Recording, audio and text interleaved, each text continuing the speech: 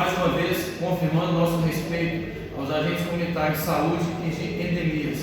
Não estamos fazendo nada demais, simplesmente nos adequando à lei federal e de maneira com efeito retroativo, garantindo o aumento salarial de R$ 1.400 para R$ 1.550, que será pago amanhã, na sexta-feira, e todos os agentes receberão o retroativo de janeiro. E ainda temos mais notícias boas para a classe da agente comunitária de saúde e de endemias. Não é isso, Juliano? Isso mesmo, André. Saudações a todos os agentes de endemia e agentes comunitários de saúde. O incentivo ao programa de agente de endemias e de saúde, ele vai ser repassado integralmente nessa folha de pagamento referente ao mês de fevereiro.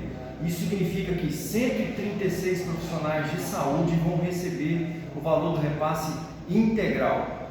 André, a gente tem muita satisfação de valorizar o nosso profissional de ponta, que é responsável, na maioria das vezes, por essa ação intensiva no controle de endemias e na resolução dos problemas de saúde do município. É a porta de entrada.